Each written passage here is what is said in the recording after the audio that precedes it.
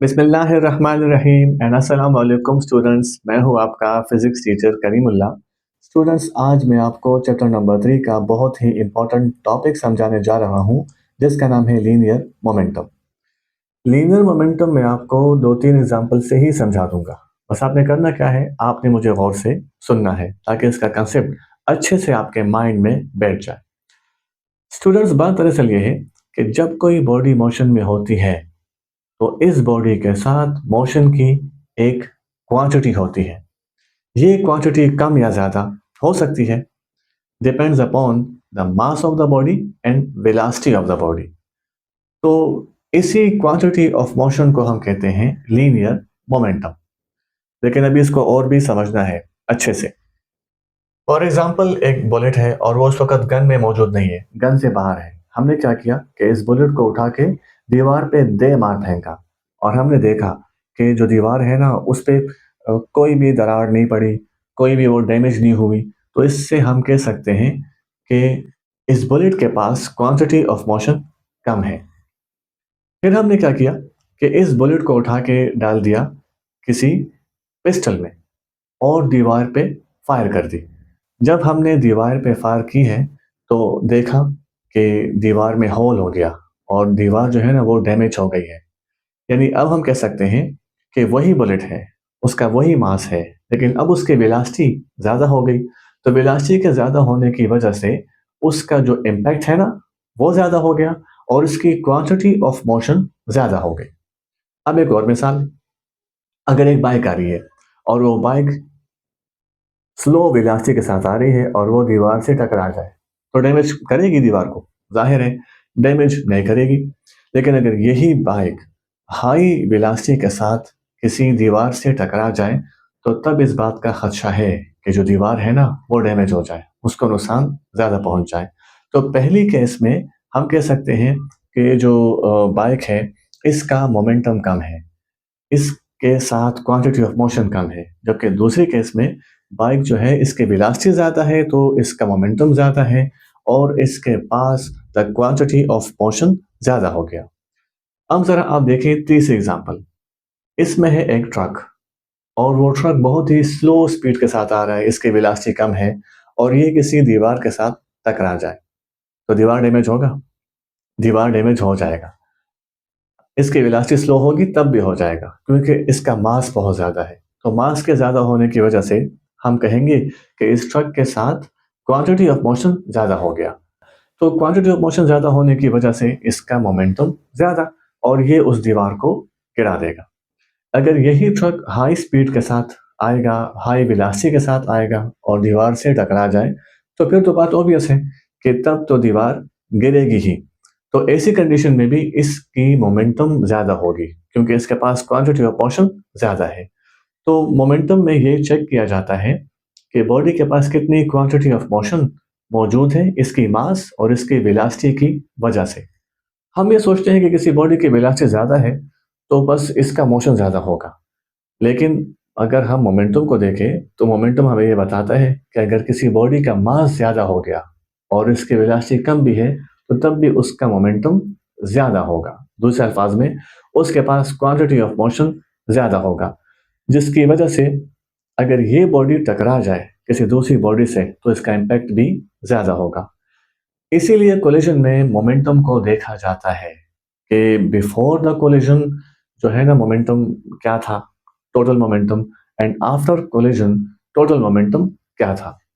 तो ये जो अभी मैंने आपको कुछ बातें बताई हैं, इस हिसाब से अब आपको ये व्हाइट बोर्ड पर जो लिखाई नज़र आ रही है ये अब समझ में आएगी। मोमेंटम को डिफाइन कैसे करेंगे? देखिए, टॉपिक का नाम है लीनियर मोमेंटम। लीनियर मैंने यहाँ पे क्यों लिखा है? क्योंकि इस वक्त जो बॉडी है वो लीनियर मोशन कर रही है, स्ट्रेट लाइन में मोशन कर रही है। अगर एक बॉडी सर्कल में मोशन करना शुरू कर दे तो तब उसका मोमेंटम कहलाएगा एंगुलर मोमेंटम। अभी हम बात करेंगे लीनियर मोमेंटम की। So the product of mass and linear velocity of a body is called linear momentum. आपने बॉडी का मास और उसकी वेलोसिटी इन दोनों को मल्टीप्लाई कर लेना है तो उससे आपको क्या मिलेगा?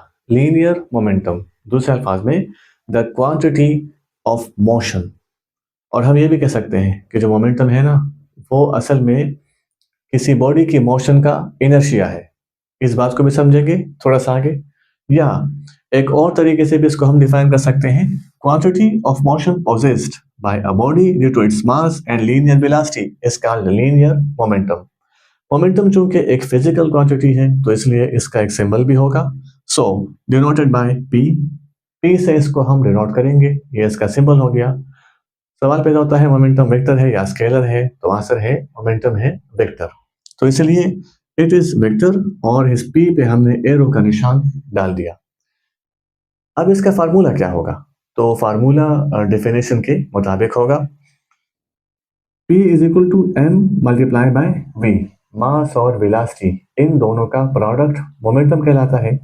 फिर ये फार्मूला लिखा है मैंने वेक्टर फॉर्म में, तो P पे एरो डाल दिया, इज इक्वल टू मास चूंकि स्केलर है इस पे तो एरो आ नहीं सकता, तो वेलोसिटी पे एरो डाल दिया। तो जो डायरेक्शन वेलोसिटी की होगी वही डायरेक्शन लीनियर मोमेंटम की भी होगी। अब यहाँ पे आप देखें कि अगर मास कांस्टेंट हो तो उस वक्त मोमेंटम जो है ना ये डिपेंड करेगा वेलोसिटी पे।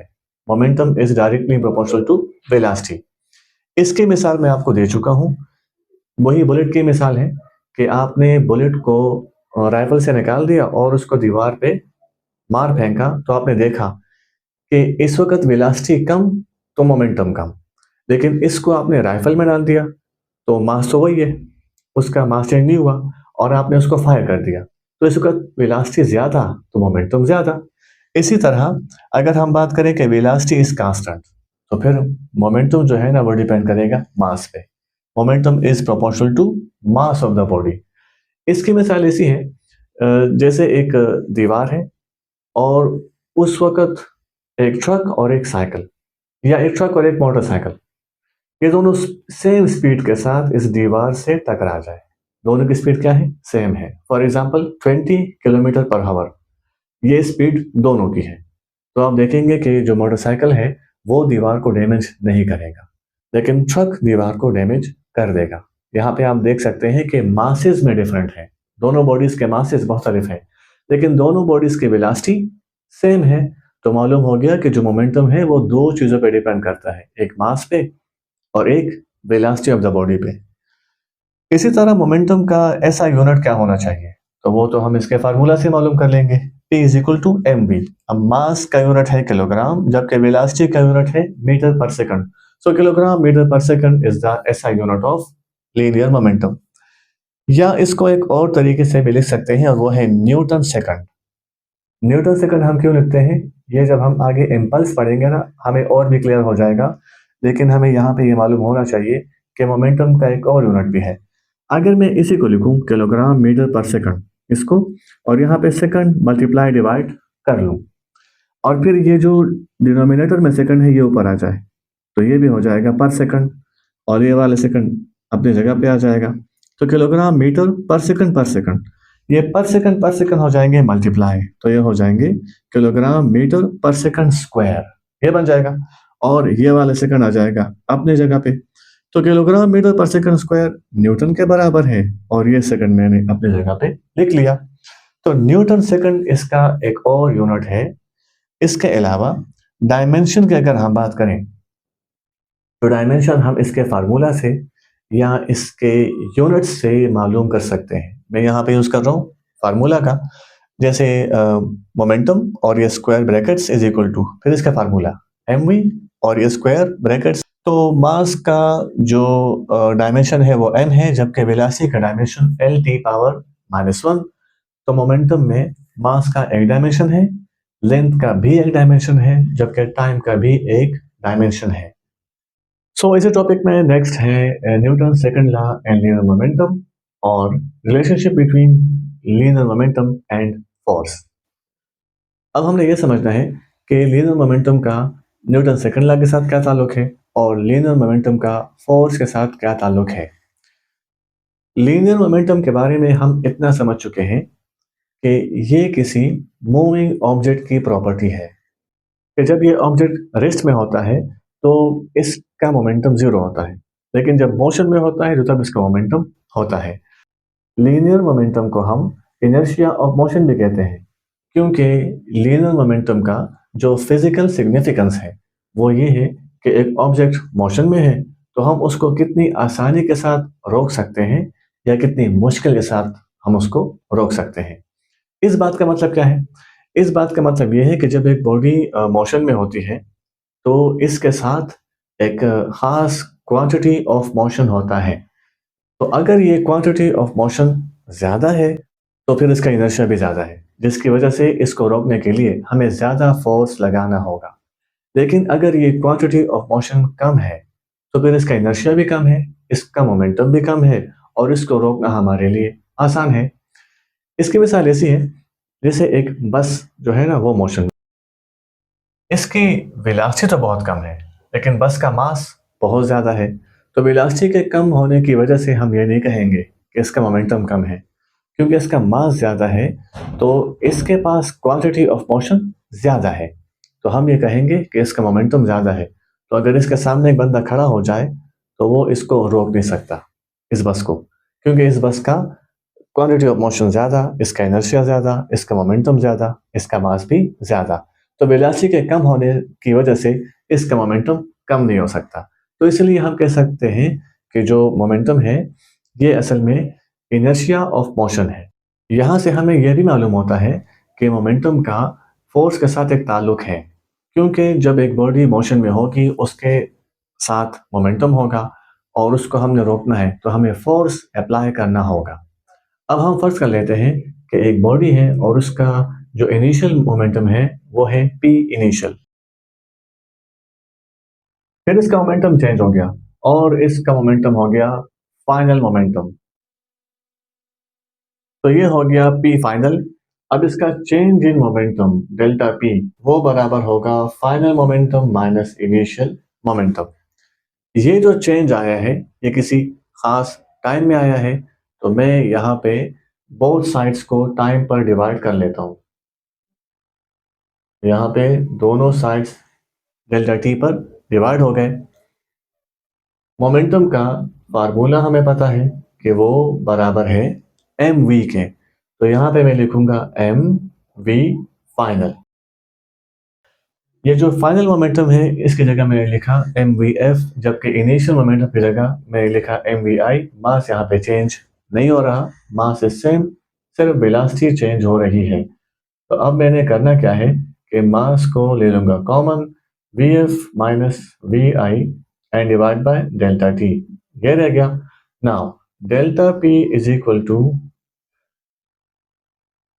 एम लिखेंगे, V F minus V I, ये बराबर होता है चेंज इन वेलोसिटी इसके and divide by change in time. Change in velocity divide by change in time, ये बराबर होता है एक्सेलरेशन के। और ये क्या बन गया, एम ए। तो न्यूटन सेकंड लॉ के मुताबिक फोर्स किसके बराबर होता है, एम ए के बराबर होता है। तो मैं इस एम ए की जगह एफ लगा दूंगा, या F is equal to delta P divide by delta T. So this is the relationship between linear momentum and force. और असल में यही मैथमेटिकल फॉर्म है न्यूटन सेकंड लॉ की इन टर्म्स ऑफ मोमेंटम।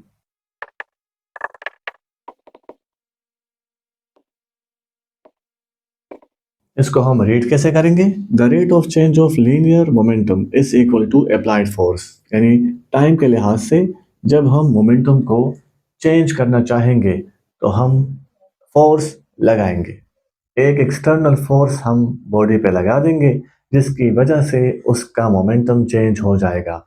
जैसे एक बॉडी मोशन में है और हम ब्रेक लगा रहे हैं, लेकिन हम बार बार ब्रेक लगा रहे हैं और उसका मोमेंटम बार बार चेंज हो रहा है और फिर वो बॉडी रुक गई। तो जब हमने बार बार ब्रेक लगाया और उसको 5 सेकंड में रोक लिया, तो ये जो हमने मोमेंटम को चेंज किया है और फोर्स लगाया है, तो ये फोर्स हमने 5 सेकंड में लगाया है, तब जाके वो बॉडी जो है ना वो रुक गई, उसका मोमेंटम चेंज होके जीरो हो गया। लेकिन ज़रूरी नहीं है, ये भी हो सकता है कि हम बहुत कम टाइम में उसका मोमेंटम चेंज कर ले, यानी बहुत कम टाइम में, शॉर्ट टाइम में उसका मोमेंटम चेंज करना चाहेंगे तो फिर हमें ज़्यादा फोर्स लगानी होगी। और आप देखते हैं ना कि फोर्स ब्रेक पे ज़्यादा लगा दिया जाता है ताकि वो कम टाइम में उस बॉडी को रोका जा सके। तो कम टाइम में भी आप उसको रोक सकते हैं, आप उसको ज़्यादा टाइम में भी रोक सकते हैं, उस बॉडी का मोमेंटम चेंज कर सकते हैं, जिसके लिए आपको फोर्स लगाना पड़ेगा। ये जो हम लिखते हैं ना कि F is equal to delta P divide by delta T, तो न्यूटन का सेकंड लॉ का जो असल फॉर्म है ना वो ये है, F is equal to delta P by delta T. और जो हम लिखते हैं F is equal to M A, तो ये भी न्यूटन सेकंड लॉ है, लेकिन हम इसको कह सकते हैं कि ये एक स्पेशल केस है जो इसी से डिड्यूस हुआ है। अगर हम देखें कि F is equal to delta P divide by delta T, मैं इसको लिख सकता हूँ डेल बाय डेल टी। जो मोमेंटम है इसको मैंने लिखा M V. Now F is equal to M यहाँ पे लिखा शुरू में, and del by del T, और वेलोसिटी यहाँ पे आ गई। तो F is equal to M change in velocity divide by change in time is equal to acceleration. तो ये वाला फार्मूला मैंने इसी फार्मूला से निकाल लिया, delta P by delta T से मैंने F is equal to M A को मालूम कर लिया। F is equal to delta P by delta T और F is equal to M A, इन दोनों फार्मूलाज में फ़र्क क्या है? F is equal to M A का फार्मूला वहाँ पे यूज होता है जब किसी बॉडी का मास चेंज ना हो रहा हो और वो मोशन में हो। तो जब मास कांस्टेंट होगा तो हम यूज करेंगे F is equal to M A का फार्मूला, और वहाँ भी यूज होता है जब बॉडी स्पीड ऑफ लाइट से कम स्पीड के साथ जा रही होती है। जबकि F is equal to delta P by delta T, ये फार्मूला वहाँ पे यूज होगा जब बॉडी का मास चेंज हो रहा हो या बॉडी जो है ना वो स्पीड ऑफ लाइट से मोशन कर रही हो। बॉडी का मास इन दोनों सूरतों में चेंज हो जाता है। अगर वो स्पीड ऑफ लाइट से मूव कर रही है तब भी उसका मास चेंज होगा, तो F is equal to delta P by delta T का यूज करेंगे। और अगर वो बॉडी जो है ना मोशन में है और इसका मास चेंज हो रहा हो, जैसे मैं आपको मिसाल देता हूँ, एक रॉकेट है और इसमें फ्यूल मौजूद है, तो रॉकेट का अपना मास और फ्यूल का मास इन दोनों को जमा करेंगे तो एक आंसर आ जाएगा हमारे पास, ज़्यादा मास आ जाएगा। लेकिन जब ये रॉकेट मोशन में आ जाता है तो तब इसकी जो फ्यूल है ना वो बर्निंग करना शुरू कर देती है, जिसकी वजह से इसका फ्यूल कम होना शुरू हो जाता है। जब इसका फ्यूल कम होना शुरू हो जाता है तो अब जो कंबाइन मास हमने लिया था रॉकेट का और फ्यूल का, वो मास डिक्रीज होना शुरू हो जाता है। ऐसी कंडीशन में हम यूज करते हैं F is equal to delta P divide by delta T वाला फार्मूला। तो स्टूडेंट्स, ये था हमारा आज का लेक्चर जिसमें हमने लीनियर मोमेंटम को समझा। इंशाल्लाह नेक्स्ट लेक्चर में आपसे मुलाकात होगी, तब तक के लिए इजाजत दीजिए। अल्लाह हाफिज।